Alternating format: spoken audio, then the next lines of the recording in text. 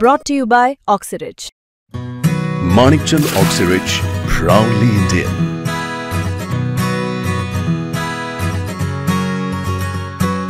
आरक्षण आम्हाला टिकाव म्हणजे अंमलबजावणी कंप्लीट करून द्यावं, उगाच चॉकलेट देऊन असं आम्हाला गेल्या वर्षीसारखं करू नये. सरकारला विनंती आहे, चर्चा नाही तर अंमलबजावणी पाहिजे. तुम्ही आज इकडे येणार म्हणल्यावर तुम्ही काही उपकार नाही करणार आमच्यावर आल्यावर, बरोबर ना? मराठा आरक्षणाच्या संदर्भात मनोज जरांगे यांची रॅली आता खरं तर किल्ले शिवनेरीहून मुंबईकडे निघणार आहे. आपण शिवनेरीच्या पायथ्याशी आहोत आणि रात्रभरापासून किल्ले शिवनेरीवरती या सगळ्या आंदोलकांची बांधवांची गर्दी होते. आता साधारण 9च्या आसपास आपण किल्ल्याच्या पायथ्याशी आहोत आणि दादा खाली आराम करतायत, आवरतायत, कारण जवळपास रात्रभर हा सगळा प्रवास सुरू होता. आणि आता जर आपण पाहिलं तर सकाळचे 3-4 तास हा सगळा ताफा उशिराने शिवनेरीवरून निघतोय. दादा वरती जाणार की पहिल्या पायरीवरती नतमस्तक होणार हे सगळं आता इथं आल्यानंतरच पाहावं लागणार आहे. पण बरेचसे आंदोलक हे मुंबईच्या दिशेने निघालेत, हे आता सध्या माझ्यासोबत आहे. आपण त्यांना विचारणार आहोत नेमकं कुठल्या मागण्या घेऊन आज मुंबईत तुम्ही धडकणार आहात, काय ऊर्जा आहे नेमकी आता शिवनेरीपासून जाणार आहात? आम्ही जाणार तर उत्सवानंच आहे, त्यांना आलेलोही उत्सव नाहीत. मी आलेला आहे पालम तालुक्यातून, कापची गावातून, परभणी जिल्ह्यातून सर. तर आमच्या मागण्या आहेत की आरक्षण मिळावं, आमच्या भावावर ज्या काही केसेस झालेले आहेत ते माघार घ्यावं सरकारने, आणि आरक्षण आम्हाला टिकावं म्हणजे अंमलबजावणी कंप्लीट करून द्यावं, उगाच चॉकलेट देऊन असं आम्हाला गेल्या वर्षीसारखं करू नये. ह्यावेळेस आमचा लढा आहे सर. आम्ही किती पाऊस पडोत, काही होत, किती हे येऊ द्या, संघर्ष येऊ द्या, आम्ही मुंबईमध्ये धडकल्याशिवाय राहणार नाहीत सर. खरं तर आपण पाहिलं वर्षभराची वेळ जवळजवळ सरकारने घेतली होती, पण अजूनसुद्धा त्याच्यावर काही कार्यवाही झाली नाही. मुंबईत गेल्यानंतर नेमक्या सगळ्यांच्या कशा पद्धतीने हे आंदोलन असणार आहे सर? हे आज जोपर्यंत आम्हाला खऱ्या मागण्या आहेत ना त्याची अंमलबजावणी कंप्लीट झाल्याशिवाय हे आमची माघार मुंबईहून माघारणारच नाहीत आम्ही, पूर्ण आमच्या मागणं झाल्याशी सर. काही तरुणसुद्धा आहेत, विद्यार्थीसुद्धा आहेत. मराठा सेवक म्हणून तू लिहिलेलं आहे, कुठून आलास आणि तुझीसुद्धा नेमकी या निमित्ताने काय मागणी असणार आहे? आम्ही आलो आहे अंतरवाली सराटीमधूनच. मी आहे मूळ पुण्याचा. तर आम्ही आलो आहे याच्यासाठी की आमचे जे मूळ मागणं आहे, जे आमचं आरक्षण जे रखडलेलं आहे सरकारने जे दिलेलं नाही, कुणबी मराठा नोंदी असूनसुद्धा व्हॅलिडिटी वगैरे देता नाही, आणि परत अजून ॲडमिशनला आणि नोकरी शिक्षणाला प्रॉब्लेम येतो आहे.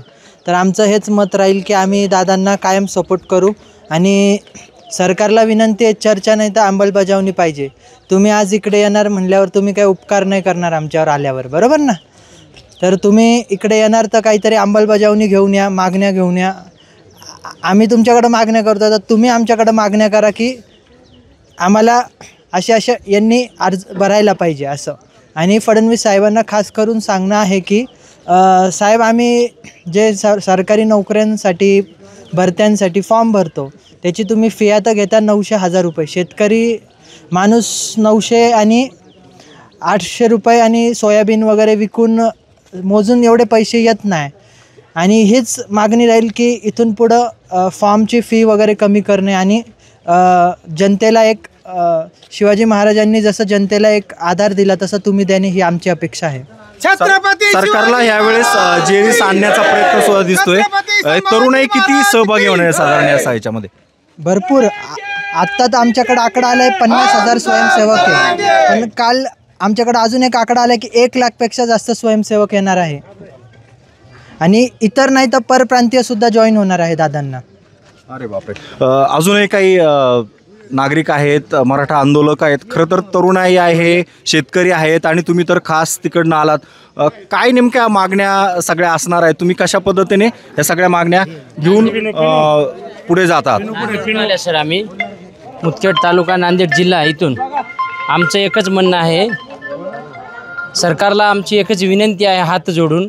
आमचा मराठा समाज एवढ्या लाखोच्या संख्येनं जे आज मुंबईला आझाद मैदानावर शांतीने मोर्चामध्ये सहभागी होऊन करायचं आहे, ती सरकारला आमची बार विनंती झाली, पण आता नाही, अभी नाही तो कभी नाही असं म्हणणं आहे. आता सरकारला हात जोडून विनंती आहे, यावेळेस आरक्षण घेतल्याशिवाय आम्ही माघार येणार नाही, कितीही दिवस लागो. आम्ही घराकडून सांगलेलं आहे, दादानं जसं सांगितलं तसं त्या आदेशाचं पालन करून आम्ही कुठेही धक्का न लागू देता, कोणत्याही हानी न होता आम्ही शांततेने मुंबईला जाणार, आझाद मैदानावर थांबणार, कितीही दिवस लागू द्या. जोपर्यंत सरकार निर्णय देणार नाही तोपर्यंत आम्ही माघार येणार नाही. कारण सरकार घडविणार आम्ही व्हा आणि गिरवणार आम्हीच व्हा, पण सरकारला विनंती करायला की मराठा समाजामुळं गरज नाही असं दुर्लक्ष सरकारनं करू नये. कारण ओबीसी आणि मराठा समाज एकत्र राहून आमच्यात फूट पाडू नये. सर्वजण मिळून मिसळून महाराष्ट्रामध्ये जसं आरक्षणाची आम्हाला गरज आहे त्यांना आहे तशी आम्हाला बी आहे. म्हणून हात जोडून मायबाप सरकारला विनंती आहे की आम्हाला आरक्षण द्यावं, हीच आमची विनंती आहे. बोला 2 शब्द गुरुजी. नक्कीच आपण जर पाहिलं तर अशा पद्धतीने ही सगळी मंडळी, सगळे आंदोलक मुंबईच्या दिशेने निघाले. पावसाळी वातावरण आहे. खरं तर शिवनेरीवरून ही सगळी जत्था मुंबईकडे जाणार आहे.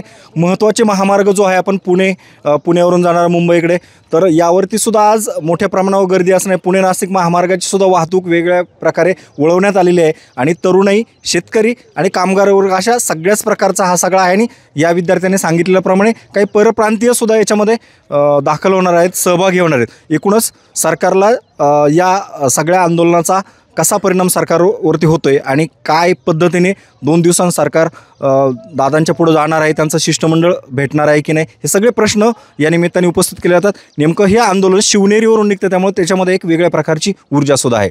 रायचंद्र शिंदे, मुंबई तक, किल्ले शिवनेरी, पुणे.